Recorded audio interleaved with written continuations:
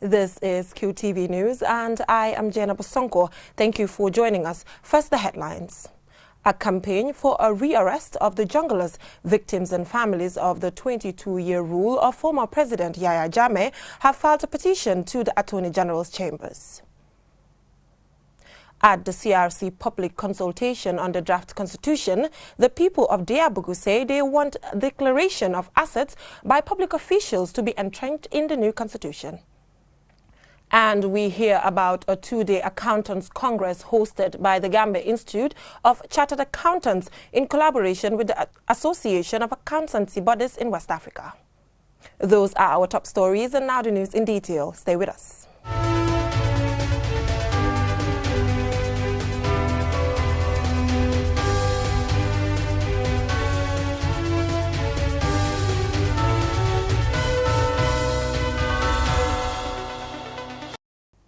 The African Network Against Extrajudicial Killings and Enforced Disappearances, together with victims and families of the 22-year rule of former President Yahya Jammeh, have filed a petition to the Attorney General's chambers. The petition requests the immediate rearrest of 4 self-confessed murderers, the so-called junglers, who testified at the TRRC. QTV's Mamadou Lamin Choi was at the press conference, and this is his report.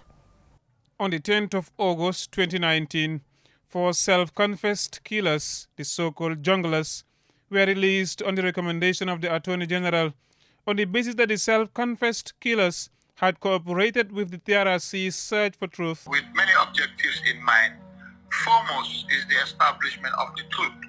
And these 3 men have been encouraged to assist this country establish the truth about many of the terrible things that have happened in this country under former President Jammeh. These victims and their families, supported by African Network Against Extrajudicial Killings and Enforced Disappearances, are now asking whether the 4 junglers had cooperated with the TRRC by telling the truth.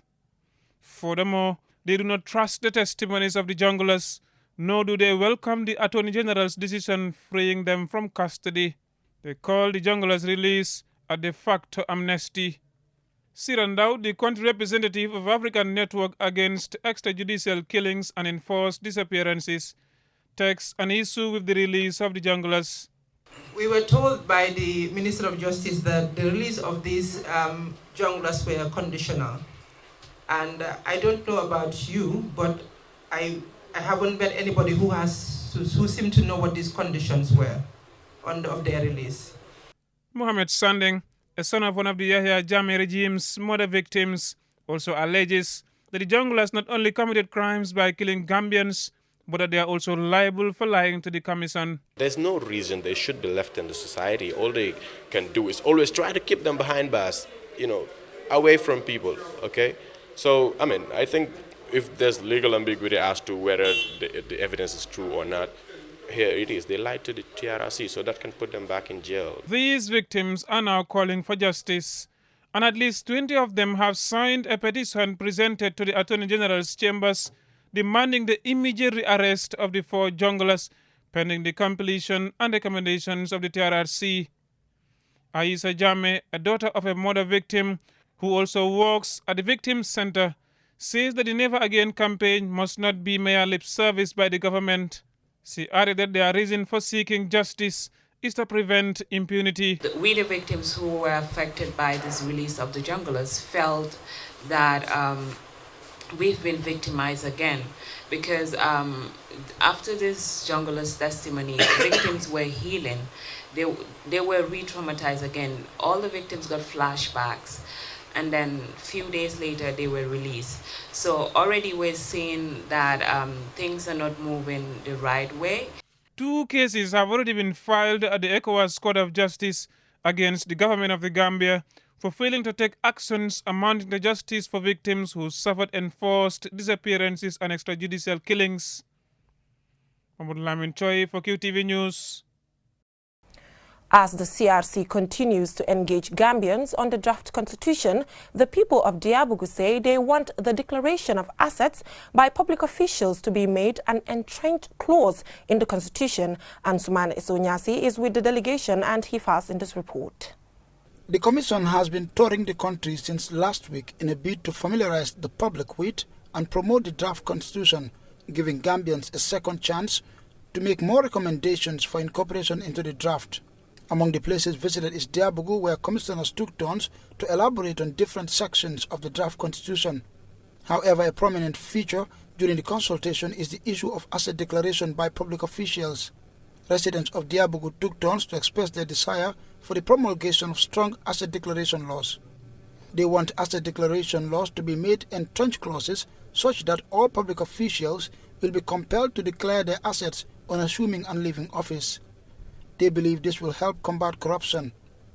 Tasindi Kamara, a resident of Diabugu, says in order to fight corruption, there should be strong anti-corruption laws. I am very happy that asset declaration is being discussed here. When President Jawara took over, he accused our colonial masters of being corrupt. Jammeh accused Jawara's administration of also being corrupt. And now we are hearing the current regime saying the same thing about Jammeh. I wonder what the next president will say. Let us be serious here. The only way out is to institute strong anti-corruption laws. Kemo Janko, a teacher at Diabugu Senior Secondary School, and Mumudu Kaira, a resident of Diabugu, also expressed their desire for the institution of laws that will help combat corruption. I have to thank the CRC for this opportunity. For me, all I want is a constitution that will help eradicate corruption in this country. I know it's not an easy task, but we can do it. We need strong laws. That way, we will get rid of corruption. It is a global problem, but as a country, we should do everything possible to see a corruption-free Gambia. All that is being discussed is very important, but I am more concerned with tackling corruption. Previous speakers have said it here, and I am emphasizing it too. We want a corruption-free Gambia. For me, that is all I want. CRC commissioners urge Gambians to write to the Commission or attend the public consultations to make their recommendations. Ansumana Isoinyasi for KTV News. The Gambia Institute of Chartered Accountants, in collaboration with the Association of Accountancy Bodies in West Africa, recently hosted a two-day ECOWAS Abwa Accountants Congress in the Gambia. Lamin Dabo has the rest of that. The event brings together professional accountants from all the ECOWAS member states, including resource persons, to discuss issues under the theme Accounting for Stewardship and Sustainable Development. The president of the Association of Accountancy Bodies in West Africa, ABUA, Professor Kwame Adam Frimpong, explains why the Congress is hosted in the Gambia. This association was formed to bring out all these functions so that we can help our economy to grow.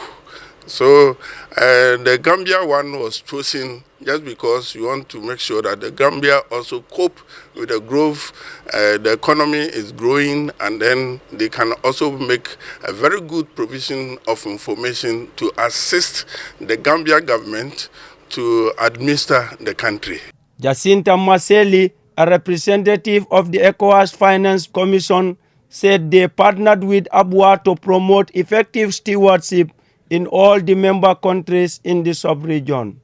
She went on to detail ECOWAS Finance Commission's plans for ABUA members. So we hope that this will prompt other bodies to also partner with ABUA, and so that together we can achieve the objectives of ABUA, the objectives of ECOWAS, the objectives of all the nations represented in the sub-region.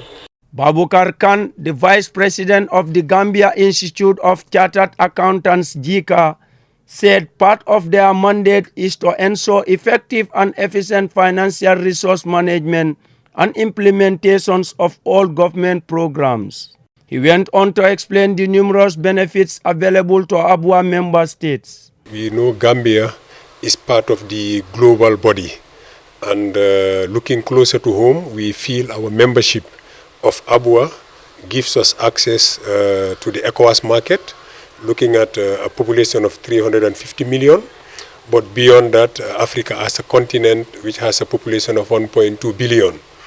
These are all opportunities for Gambians and Gambian businesses to tap into, so that together we can create wealth, create more jobs for our youths, women, vulnerable, with the view to alleviating poverty.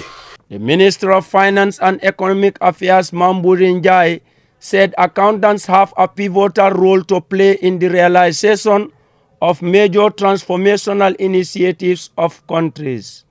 He further highlighted the effective participation of ECOWAS in regional matters, leading to numerous benefits to its member states. A manifestation of the importance of the accounting profession in delivering sustainable economic growth for the sub-region, in particular Africa in general, to enable the continent to improve employment and enhance wealth creation opportunities for our people.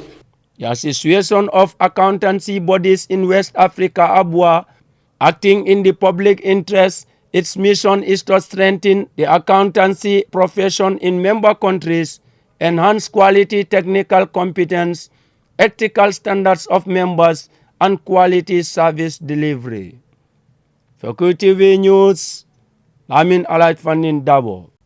We will go with a short commercial break, and when we return, we find out which nursery school emerged winners at a phonics competition organized by the Gambia College. Join us after the break. QCell is 10. This December, as part of our 10-year anniversary celebrations, QCell is on a giveaway spree. Follow us on Twitter, Instagram, and Facebook, and correctly answer the questions that will be posted on our social media pages every day. Or call into our Sunibus Hour radio show on Q Radio 103.3 Monday to Thursday from 4 p.m. to 5 p.m. and stand the chance to get one of our amazing giveaways. It's going to be a great month of giveaways. QCell, a decade of innovation, a lifetime of trust.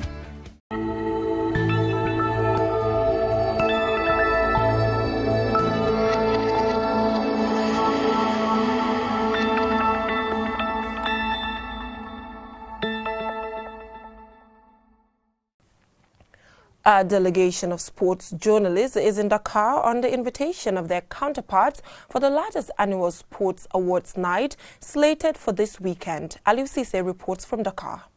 The delegation led by Musa Cisse, president of the Sports Journalists Association of the Gambia, arrived in the Senegal's capital on Thursday for the Saturday's event.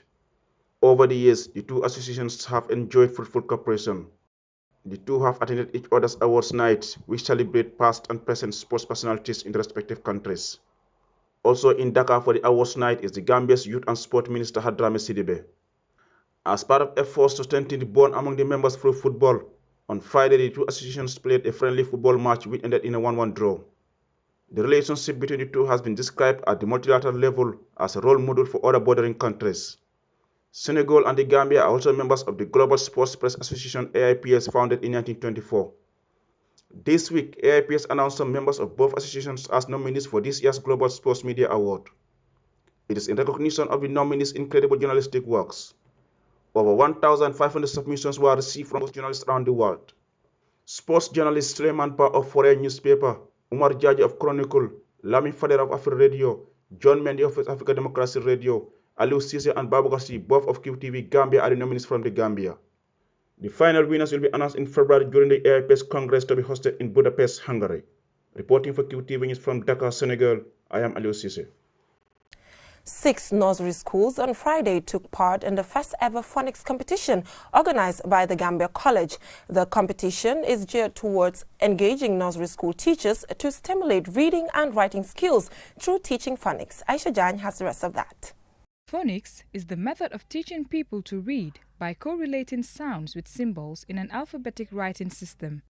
It is also one of the primary building blocks of reading, without which literacy is hard to achieve. The Gambia College, in realization of this, organized the competition among 6 nursery school teachers.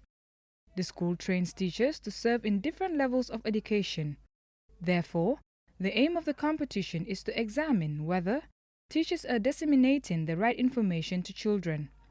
Musa Danso, a lecturer at the Gambia College, explains the importance of teaching phonics at nursery level. This is an opportunity for us to learn from one another, as well as to know the different strategies that we can use, in teaching phonics to make it easy for children to learn fast. A teacher at the Early Childhood Development Department at the Gambia College, Ibrahim Abba, says in the Gambia, English language is the most failed subject in schools, and that it is worrying, as English anchors all other subjects. However, he adds that this issue can be tackled at the ECD level through phonics. Of ECD, we need to realize phonics is the fundamental pillar of learning at the ECD because it addresses the 4 domains. It addresses reading, it addresses pronunciation, it addresses writing, that is letter formation. You can see them doing the letter formation, and then it addresses spelling. So if these things are addressed, I think then education in the Gambia will be something that everybody can be proud of. The 6 schools competing were Rex Nursery School, Twins Mango Tree, Gunjur Kulikochi Community School, Bakari Sambuya, Buganala and Vine Excellent Nursery School. Buganala Kids Center of Gambia College came out first and were awarded a cash prize of $1,000 and learning materials. ECD teacher at Buganala Kids Center, Edward Mendy, says being able to pronounce word properly has built confidence in students.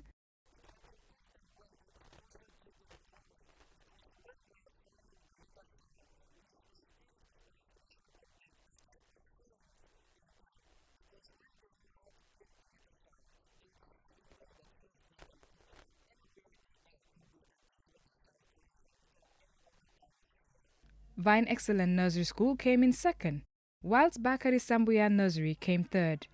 The Gambia College aims to hold more of these competitions on a bigger scale, as well as promote the teaching of phonics. For QTV News, I am Aisha Jan. Well, congratulations to the winners. Watch the second episode of this season's Rising Stars at 9 p.m. on Saturday, the show that gives a chance to a range of talents in the Gambia to walk away with a prize of $100,000. For the first prize, competitors have to go through the audition, boot camp, followed by the elimination round, the semi-finals and the finals. In addition to the winner's check, 3 runners-up get $50,000, $30,000 and $20,000. Watch the excitement on Saturdays at 9 p.m. only on QTV. Before we end this news bulletin, let's recap our main headlines. A campaign for a rearrest of the junglers, victims and families of the 22-year-old rule of President Jammeh have filed a petition to the Attorney General's chambers. At the CRC public consultation on the draft constitution, the people of Diabugu say they want declaration of assets by public officials to be entrenched in the new constitution. And we heard about a 2-day accountants congress hosted by the Gambia Institute of Chartered Accountants in collaboration with the Association of Accountancy Bodies in West Africa. Well, that is all we have for you in this edition of QTV News. But stay tuned for the president's speech about the boat tragedy that happened off the coast of Mauritania, in which it is reported that over 60 people lost their lives. May their souls rest in perfect peace. Thanks for watching.